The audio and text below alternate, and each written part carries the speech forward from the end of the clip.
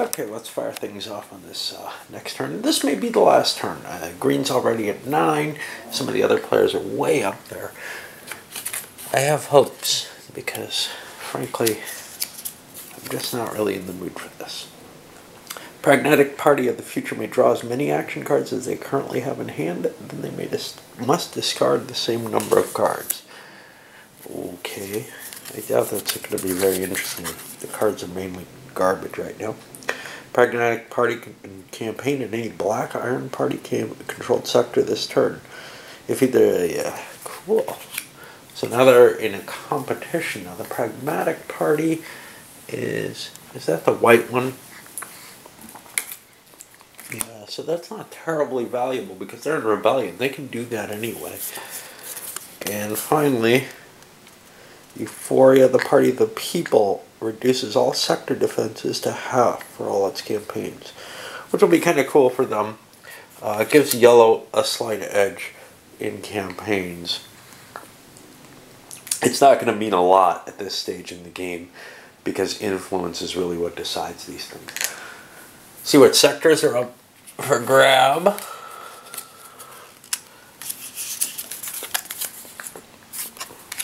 We have 30.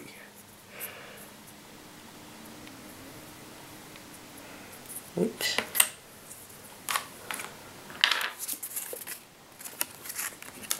13. That's getting kind of close into the heartlands, isn't it?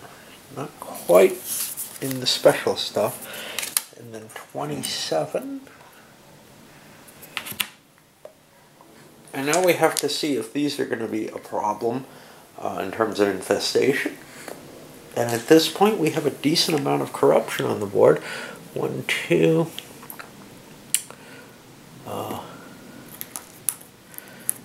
Okay.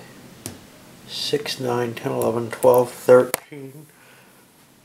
14, 15, 16, 17, 18, 19. Sounds like plus 6 to the die roll. That's pretty hefty. And yes, they are all corrupt, are all going over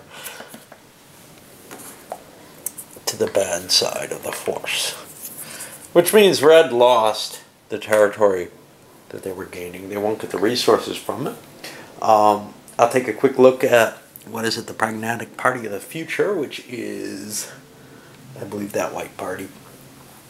They'll get a pile of cards and probably discard what they pick up, because this is pretty much the discards from everybody every turn, although there were some plays on this last turn. And we'll collect the resources and then jump into the center phase. Well, a massive alliance against Green was created. No decision to move the fleet, but there was a decision that the 9th planet would be taxed at a rate of 5 gold. Well, only Green has 9 planets, so they had to pay that. Then everybody agreed to target 2 senators that were corrupt of Green's and had illegal activities on them. Both of them were executed. An attempt was made to assassinate the Minister of Justice that actually backfired and ended up a corruption on one of the senators who was under suspicion anyway. We had some more executions. Blue lost a senator, and they also lost their Ministry of Defense position. Now, I looked at somebody else's rules description, which has to do with a revised set of rules. And apparently, positions are dealt out at the beginning of the game. I didn't see that in my rule book. It may be in there. I'm not terribly fastidious about reading the rules, as everybody knows, but also when a game is this kind of weak on the rules and I know that I'm going to have to make some decisions, I don't mind fudging things a little bit. That was one side of it. Another had to do with specifics with the rebellion, coming back out of rebellion. More or less matched what my assumption would be about it. You know, very easy. Yeah, that's what I would do. Anyway, in this case, the prosecution was successful there. Somebody went into retirement here. Guy who had a lot of corruption on him. Nothing could be done about it. He was executed. Most of the corruption's gone now. We're down to, what, 1 token, I think? No, 2. One over there and one down here. and that shouldn't even be here, but number of senators in the parties has decreased. Some of the parties, for example, Green, have almost nothing. Well, they actually do. Someone has almost nothing in reserve. Purple. Purple's out of senators. Now, they could trade for more, but nobody wants to give them senators. Senators are valuable. And as senators are disappearing, as your party is becoming weaker in that sense, it's going to be really hard for you to win the game. Anyway, this anti-Green alliance targeted them, built a ship for the Republic, and also managed to conduct some prosecutions against them. We're going to move into the intrigue phase and start the campaigns at this point, military and political. And at this point, really, Green's got to make their stab at winning, because if they can't do it this turn, they're probably going to collapse pretty hard. With the kind of alliance that's structured against them, unless somebody else gets to 9, it's going to be really hard to maintain their position there. All right, we'll see what happens. Let's look at what was done. Yellow made quick moves against the Kara. No penalties for doing that, right? Next one, let's see. Blue. Blue was next. They also went against them.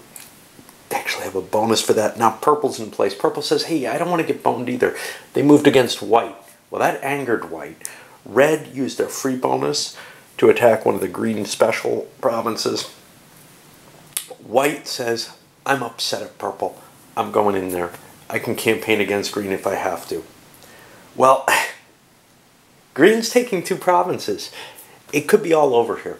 Basically, unless white can campaign against green, which other people may have to pay for. They may have to hand green a lot of influence, all their influence basically, to be able to have a chance to take a green province out. And that's going to be kind of an interesting situation. We'll see how that turns out. But that's kind of white's threat is, okay, look, you know, if you're not going to let me exist on my little minuscule form, and you're going to let green sit at 9 or 8 in this case, with two possible territories being taken, and they could go for more, then I think we've got a problem. And green ends up going after a white one, which costs them no corruption. And this was clarified in that other rules explanation, probably in the other book. If you attack rebels, you can do so, but if you want to take their province and keep it, you take the corruption. Well, I don't really like that. I think that it's kind of cool having the rebels be something you can eat. I think that kind of makes the rebellion less of a bonus, actually. And then they made a, you'll see they have a token here. That's going to give them an extra die, but it's going to also subtract 3. Well, no, not from a military attack. So they're going to be going in here with an extra die against red, because they feel red's the closest next person. But right now, green's in a very good chance, has a very good chance of winning, unless people can throw a lot of points to white to campaign. And even if they do, green has a shot of getting a province still. So we'll see how this works out. So the battles were fought. They weren't all won. White actually failed to take this one. Very, very bad rolls on their part. Everyone else won their battles. Now we're at a position. Green's got 10 planets. Purple's got 9. Beyond that, I think red's at 8. And yellow, 1, 2, 3, 4, 5. Okay, but here's what's kind of exciting. There's 3 planets up for campaigning. Purple has 30-something influence, and they can spend money at a 3-for-1 ratio to exchange it for influence. Some of the other players, I'm sorry, that was green. Purple has a lot of influence. It's going to be hard to take a purple planet. Purple can take a planet, though, and that's what they're looking at, except for one problem. They don't have a senator. If they had an extra senator, they could go up to 10, and if green was at 10, then purple would win the game. Well, purple and green would be tied, and the game would continue. 1, 2, 3, 4, 5, 6, 7, 8, 9, 10. Yeah. So if green could be stocked and purple could gain a territory, then things would be okay. As it stands right now, the only person who can take green down The only person who can stop this game from ending is white. White doesn't have a lot of influence, but other people do. For example, purple, yellow, blue doesn't have a whole lot, but red has tons. It looks to me like green's not going to be able to win. They're going to have a province taken away from them, and people are going to funnel enough resources into other people's hands that green's just not going to win. This kind of deadlock looks like it's going to be a standard in this game, where players are going to fight and fight and fight, and eventually somebody will squeeze out that point. But this is like a card game I played, Breach, where you're constantly trying to keep people at a tied status. In this case, it's the leaders that you're trying to keep tied. In Breach, anybody tied causes the game to continue, which is really an ugly situation. But in this particular case, I think it's going to be fairly easy to keep the game going, and it's going to be a rarity, maybe due to card play or something, to force an end to the game. And we'll see how that works out. I've got some real worries this could go on a long time. Okay, so after the campaigning,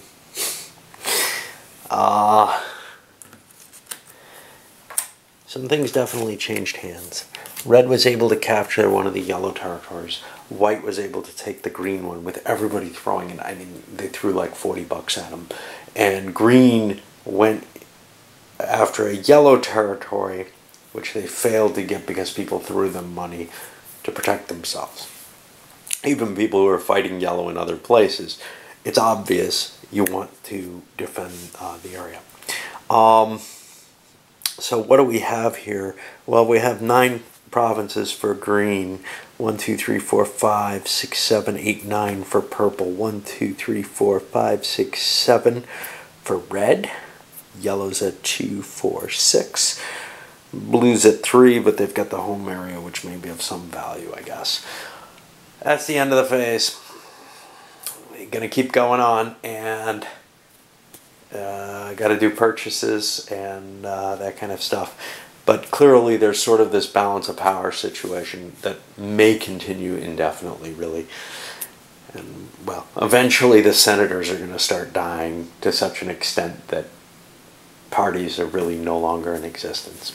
And then I think it'll start to collapse at that point. But before that, it's going to be really hard as long as players are willing to work together to prevent someone from winning.